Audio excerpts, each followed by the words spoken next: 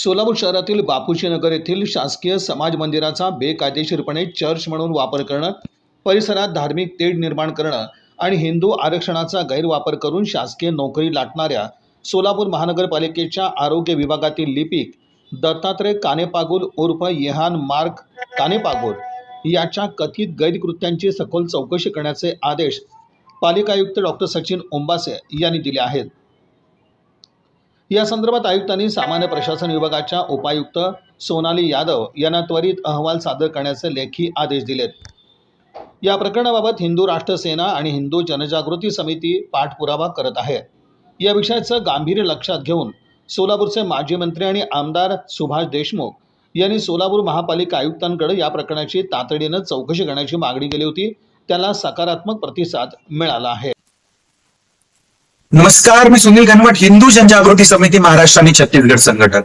सोलापूर शहरामधलं एक समाज मंदिर पालिकेच्या अंतर्गत जे भाडे तत्वावर दिलेलं आहे आणि भाडे तत्वाचा मुदत संपल्यानंतर ते समाज मंदिर जे आहे ते बेकायदेशीररित्या एक चर्च चालवण्यासाठी वापरलं जात आहे।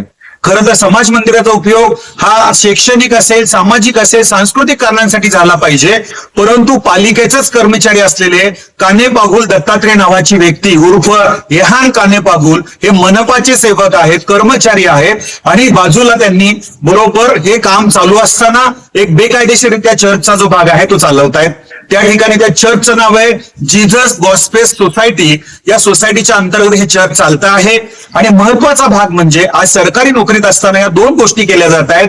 म्हणजेच महाराष्ट्र नागरी सेवा नियम अधिनियम 1969 जो आहे त्याच्यानुसार हा बेकायदेशीररित्या होत आहे, हा कायद्याचा भंग आहे, यानुसार त्यांच्यावर कारवाई झाली पाहिजे आणि हे बेकायदेशीररित्या जे चर्च वापरलं जात आहे त्याचा भाडे तत्वाचा करार रद्द केला पाहिजे, तत्काळ ते सील करून अन्य कारणांसाठी वापरलं पाहिजे। या संदर्भात हिंदू जनजागृती समितीने महाराष्ट्राचे विधी न्याय मंत्री श्री आशिषजी जयस्वाल यांच्याकडे निवेदन दिलेलं आहे।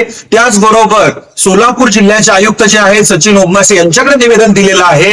दोघांनीही या संदर्भात चौकशी करून तत्काळ अहवाल सादर करण्याचे आदेश दिलेले आहेत। माजी मंत्री आणि त्या ठिकाणचे आमदार सुभाष देशमुख यांनी देखील या संदर्भात प्रयत्न केलेले आहेत। एकंदरीतच बेकायदेशीररित्या समाज मंदिराचा उपयोग चर्च म्हणून अजिबात होता कामा नये। तो भाडे तत्वाचा करार रद्द केला पाहिजे आणि ते सील केलं पाहिजे।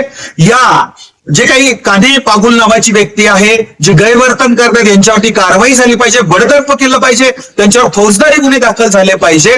15 दिवसाच्या आत हे सर्व होणं आवश्यक आहे अशी मागणी हिंदू जनजागृती समिती आणि हिंदू राष्ट्र सेना यांच्या संयुक्त विद्यमाने आम्ही याचा पाठपुरावा करतो आहोत। हे होणं आवश्यक आहे, अन्यथा रस्त्यावरती उतरून आंदोलन करावं लागेल।